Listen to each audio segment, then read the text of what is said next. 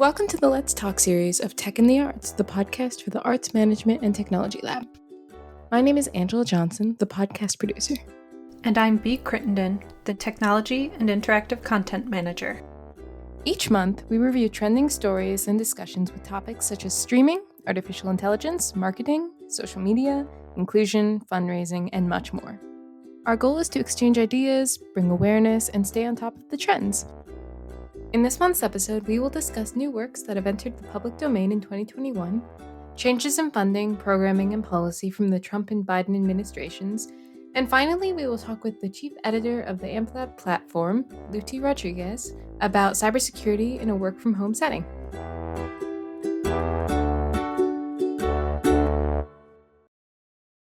Happy New Year! Welcome to 2021. How is the new year treating you, B? It's good, thanks for asking. This is our first Let's Talk of 2021, starting the new year with a good one, so I'm excited. I think a fun way to kick off the new year is to talk about something that happens every year, but we don't talk about it that much, and it's Public Domain Day. Woo! Which is January 1st, when new works created 95 years previously join the public domain, meaning that you don't have to pay to use them.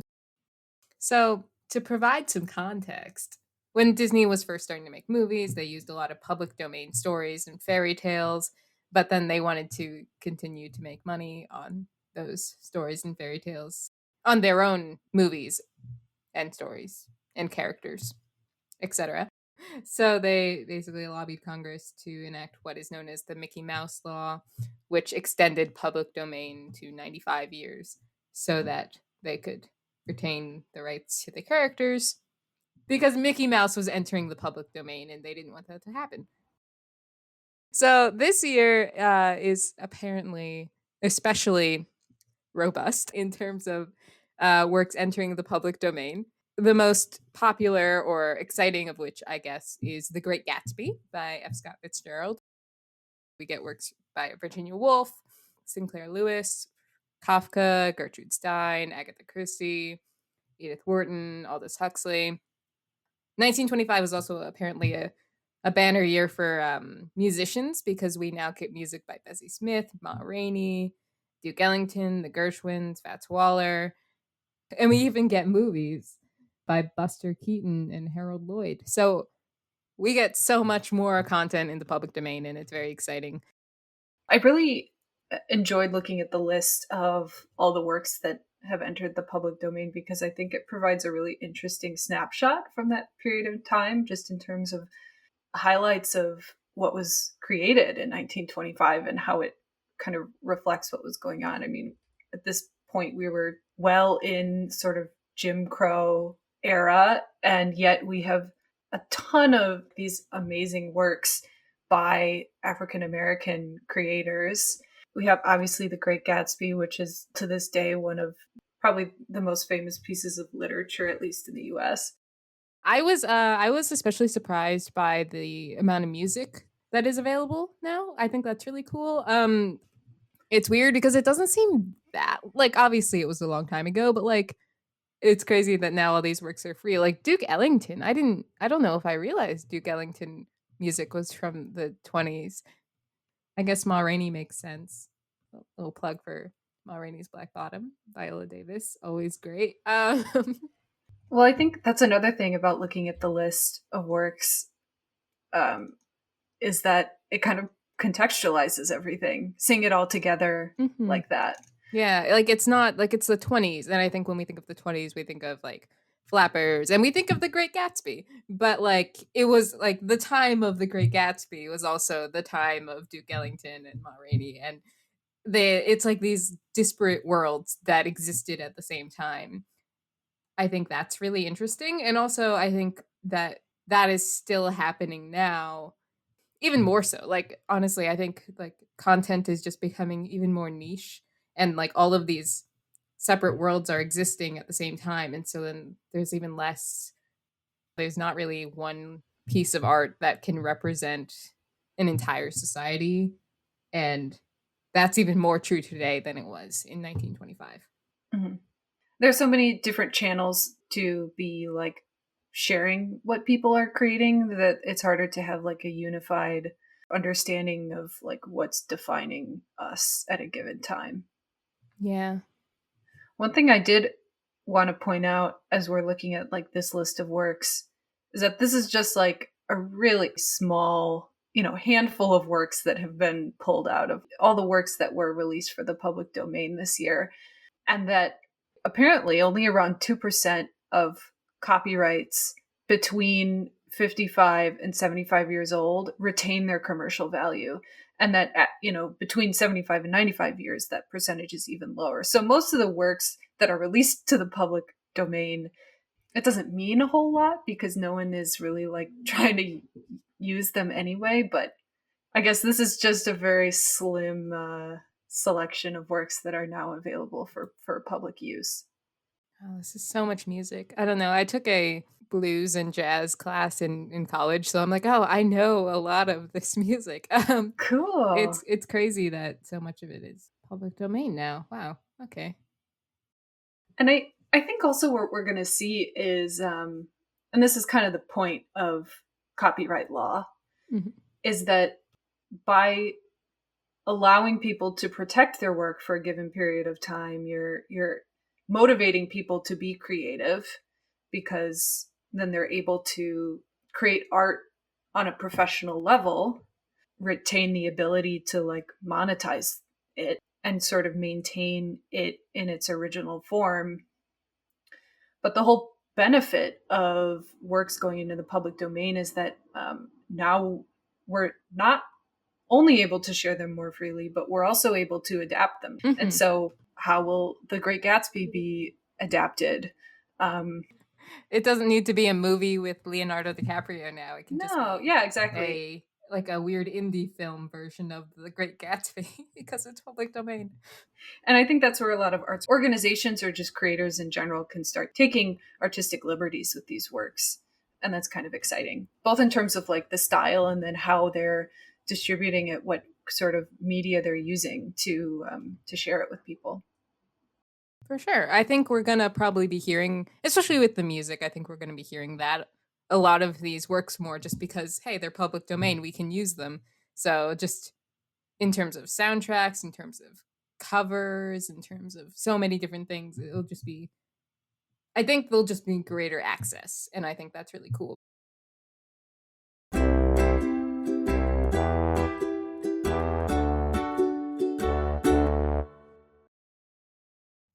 2021 is also exciting in that we will have a new presidential administration. We thought it'd be interesting to look at the differences in arts funding and policy between the soon to be previous Trump administration and the future Biden administration. So, to start us off with our second topic, if we're looking at like a high level comparison between the Trump administration and the Biden administration, one of the most referenced components is that the Democratic Party's platform actually mentions the arts and culture, whereas the Republican Party's platform doesn't even mention it. So the very existence of any sort of planning to maintain or enrich arts and culture, um, we're seeing that now with the Democratic president, it's possible that we'll see a more arts and culture just more like part of the conversation, as well as the fact that Trump himself aimed to eliminate federal funding on the arts in his budget proposals all 4 years that he was president. So I was gonna mention that. go for it. It seems as if in the past 4 years, and just in recent memory, as far as I can tell, when it comes to the Republican Party, they either ignore the arts or seek to abolish them. In a statement from Americans for the Arts from February 10th, they said that for the fourth straight year, the Trump administration has proposed to eliminate the National Endowment for the Arts, the National Endowment for the Humanities, the Institute of Museum and Library Services, and the Corporation of Public Broadcasting. Clearly, both chambers of Congress have consistently rejected this unilateral effort on the administration's part. Every year that Trump has been in office, he has sought to eliminate public funding for the arts, and that is a problem. And I haven't found a lot of very specific ways that the Biden administration will seek to further funding for the arts, but they will at the very least not eliminate it. So that is something to say. I think that's really well, not to be too political, but I do feel as though Biden's general stance on things tends to be like, we're for this, but we're not going to be very specific. And I think that's in contrast even to Obama. In 2008, Barack Obama had a thoroughly outlined platform to support the arts, including increased funding for the National Endowment of the Arts, as well as healthcare and tax fairness for artists. So that is in a huge contrast, even to Biden, who is clearly not going to eliminate the arts or seek to decrease funding, we hope, but doesn't seem to have a very specific plan of how he's going to help artists and support the arts. Apparently, there is a Biden Arts Policy Committee, but it's a little unclear on like if this even exists currently or like what its mission is. One thing that I think is important to talk about is this arts policy template that Americans for the Arts has provided to the Biden-Harris administration in anticipation of January 20th. They created it in September, and it's called Putting Creative Workers to Work. And it sort of acts as a template, as I said, for arts and government cooperation in the arts. It has a set of 16 actions, many of which could be activated through either executive action or with federal funding. And so a lot of these actions have to do with creating employment for creative workers, both in the public and private sectors. And then one section is titled Integrating Creative Interventions into Response Recovery and Resilience Programs. And then general support of access to arts culture and arts education. So one thing that I wanted to mention that sort of ties this like more policy related topic that we have into technology was brought up in an article published on Forbes, which was written by Benjamin Wolf. He brings up the fact that this set of actions does include the private sector in addition to the public sector, which is pretty significant. And in this piece, he references the fact that corporations in the US are starting to bring in creative workers with artistic backgrounds, and that this plan should work to try and increase that. So one thing that he referenced was the Nokia Bell Labs, which has a Experiments in Arts and Technology program, whose mission is to create technology that augments human senses and enables new forms of empathic communication, interaction, and sharing. And so they're actually employing workers who have artistic backgrounds and sort of fusing the arts and technology and bringing artistic practice into research and methodology in their company. So I think the whole point is that initiatives between Americans for the Arts and this new administration, they're trying to create opportunities for the creative economy across the board. The idea is that they need government support to be able to do that. Another thing they're trying to do is just have like a cultural advisor who has who like works directly with the president. What you were talking about before about like having more like artistic and creative people in like tech jobs, I think is really important because, well, for one thing, I feel like a lot of the people who go into tech fields are a lot of the same kinds of people and who also just think the same way in a lot of ways. But also, like, you need in every field, you need people who are good at writing, you need people who are creative. And those are the kinds of people that generally go towards arts. But when you are collaborating and you're like bringing other people from different fields together, then that's when we get the good stuff. That's when we actually like are productive in every field. Mm-hmm. And I should have mentioned this earlier too, that due to the pandemic, unemployment among artists was greater than 60%. So many artists are freelance and 95% of creative workers in general are reporting a significant loss of income. So generally we want to be promoting job creation for creative people, but especially now. Especially since so many, like, when you are a freelance worker, then you don't qualify for unemployment benefits, and that just applies to so many artists who are just like, well, I can't work, but I'm not unemployed, so so then can't even like apply for the CARES Act, and it's been a really tough time for artists. We don't need to tell our listeners that, they know it. So hopefully this new administration will do something to help take care of them. It seems like kind of a small issue compared to all of the other things going on in our country that need fixing, but it affects real lives. And societies that value the arts are the societies that just generally are more productive and successful. More robust societies are ones that value the arts. One thing I would say is I encourage anyone in the arts to go look at the Putting Creative Workers to Work arts policy template that Americans for the Arts created. There's a lot of information in there that we didn't mention today. So yeah, go take a look. We'll link it in the show notes.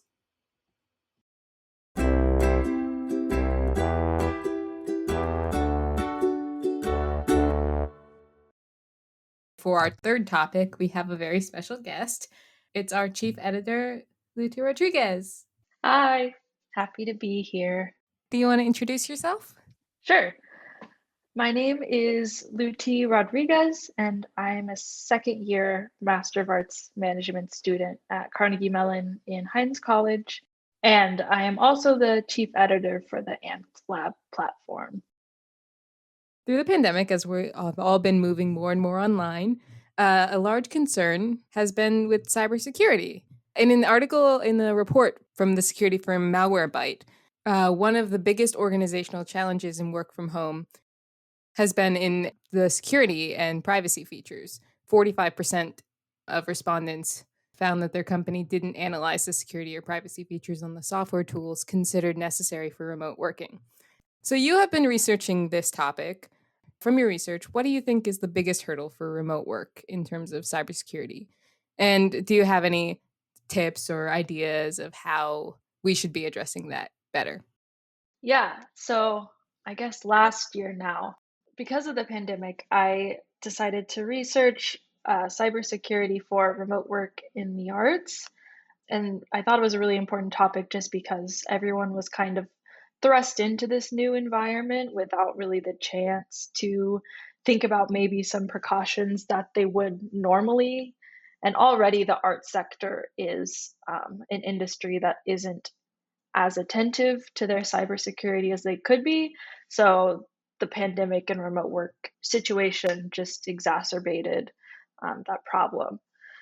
Within my research, I'd say the biggest problem that I think arts organizations face is just merely allowing employees to securely access organizational information that they need from a remote location, especially because in the arts sector, many people are still having to use their personal devices just because arts organizations don't usually have the resources, especially small and mid-size, to provide everyone with an organizational laptop like on short notice, like in this situation. And personal devices just don't have like the strong antivirus software or customized firewalls that computers would have when people are working in the office like normal. So yeah, I'd say that's using personal devices to access information remotely is the biggest hurdle that organizations face.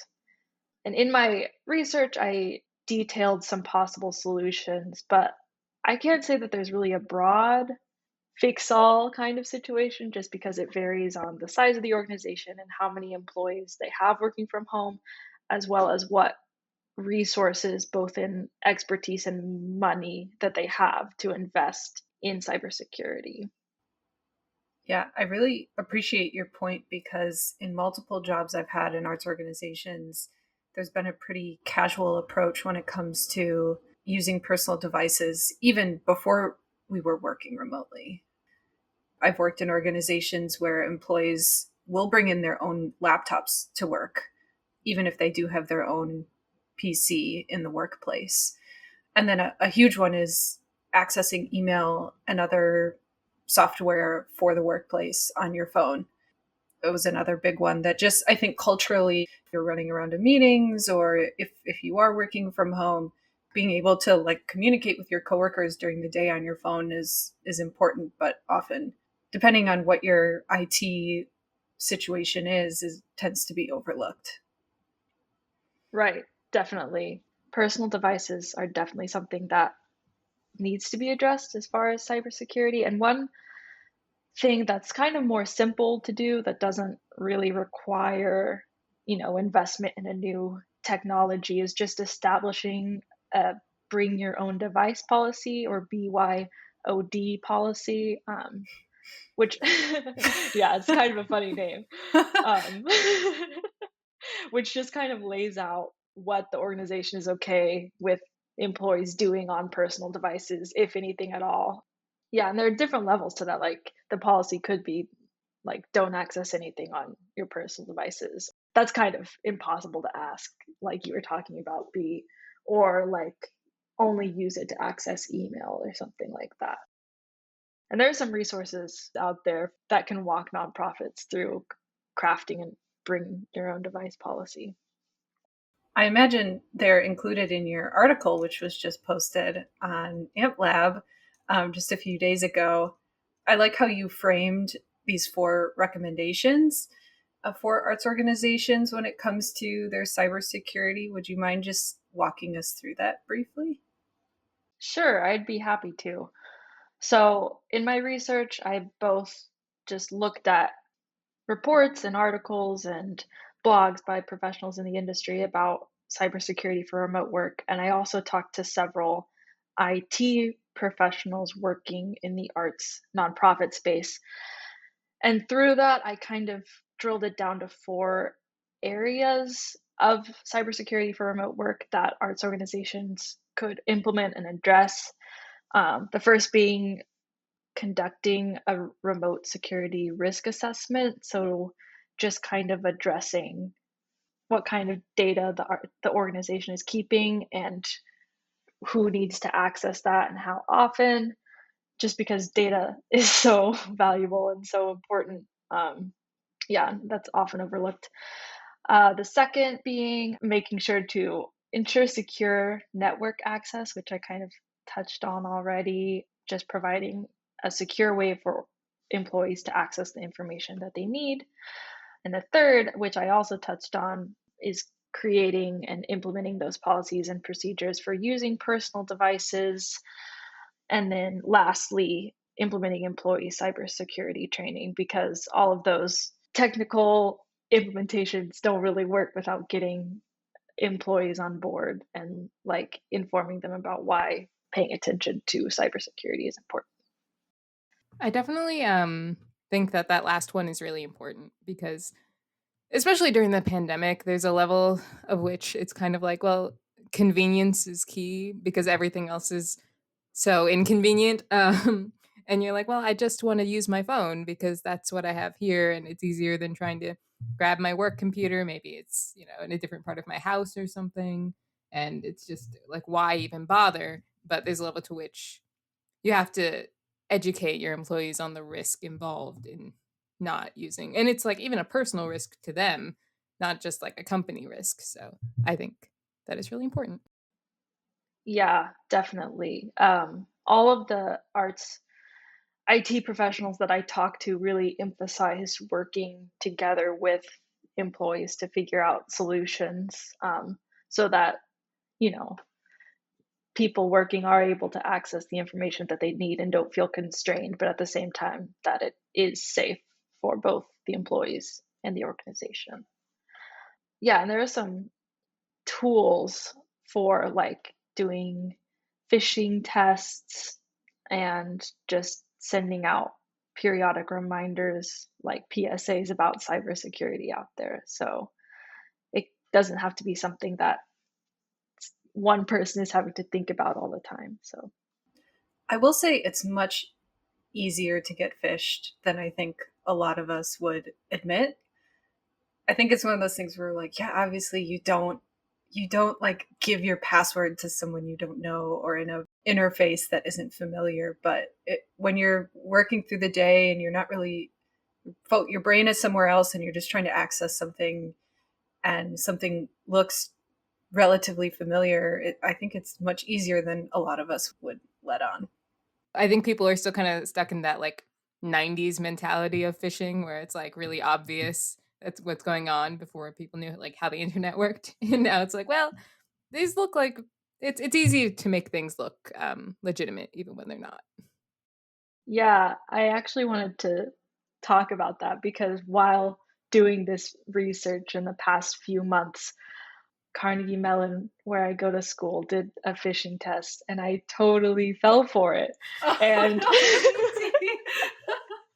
yeah, it was a good like wake up call for me, I guess, and it was a good example when I was doing the research because it was pandemic themed, which has been a big problem, just with all those new kind of buzzwords that are new to our vocabulary, like contact tracing, social distancing, and so there are so many new things that Carnegie Mellon has implemented with like asymptomatic testing, blah blah blah. And so the message was something like, "You have a new message in your quarantine portal," and I was like, "Whoa, what's that? Have I been like missing out on this important pandemic safety tool?" So I clicked on it, and it was like, "This was a phishing test,"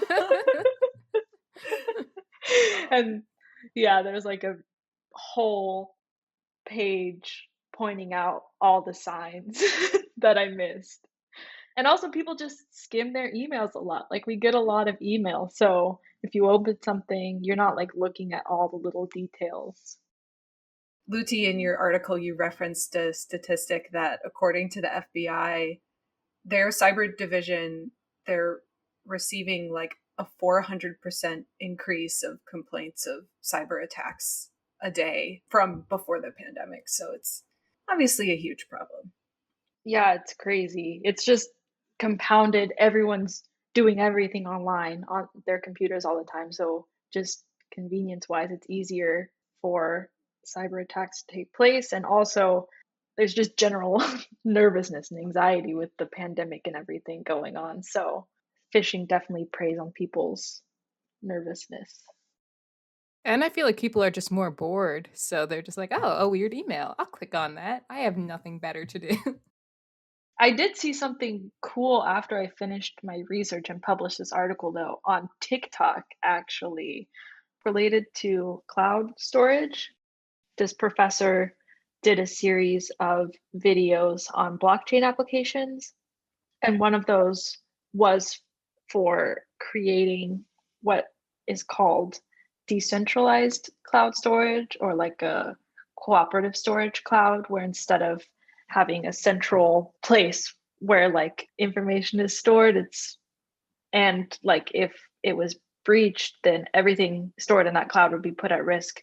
It is decentralized into nodes where if one of those nodes is breached, it doesn't affect everything else, and just the information in there would be put at risk. So I thought that was really cool, something to look out for more widely in the future, since we've seen like with Blackbaud, with arts organizations that use that. When Blackbaud faced a cyber attack, arts organizations had to deal with the ramifications of their information being put at risk and having to contact donors and admit to that. Like that's not something that an organization wants to do at all. So yeah, I think that decentralized cloud storage using blockchain could be really cool. Something to look into. I was reading an article on securitymagazine.com. I just like to browse. And, no, it was research. It was about the cloud and like how that it can help with cybersecurity, but it also makes it more complicated. I have a quote here. There are a lot of benefits to the cloud, but there are some pitfalls from a cybersecurity perspective. Chief among them is the need for comprehensive security solutions that incorporate the cloud, as well as legacy infrastructure, given the shortage of cloud security expertise. and the lack of hybrid solutions that span cloud and legacy, companies are challenged to build in-system wide security. Also, consolidation stuff. And the cloud is really complicated and no one really understands it. So it's really hard to actually, like, it's more secure in some ways, but it's also hard to integrate that. Well, I think with a lot of things, with access comes risk. And that's just something that we have to continue to figure out. Like, we just need to come up with new security. Like, we need to make sure that our security is keeping up with our new technology as we keep advancing. Yeah, I like what you said, B. Like with access comes risk, because cloud storage is really helpful with this remote work environment because you just access the information data you need from the cloud. But also, yeah, like we talked about, it is risky, but it does eliminate like the physical aspects of storing things being destroyed. Like you don't have to worry about something being stolen or something being destroyed in like a natural disaster. So I think we're heading in the right direction. Thanks for having the conversation with us, Lutie. Yeah, thanks for joining us. Thanks, guys. This was fun. Yeah, we will say that I know we already mentioned this, but your latest, actually, you, as the editor, you do write a lot for the AmpedLab platform. So anyone can find that on the website, amped-lab.org. Thanks for listening to the AmpedLab podcast. Don't forget to subscribe and to leave a comment. If you would like to learn more, go to ampedlab.org. That is amt-lab.org. Or you can email us at ampedlabcmu@gmail.com. You can also follow us on Twitter at Tech in the Arts, or on Instagram, Facebook, or LinkedIn at Arts Management and Technology Lab. You can find the resources that we referenced today in the show notes. Thanks for listening. See you next time.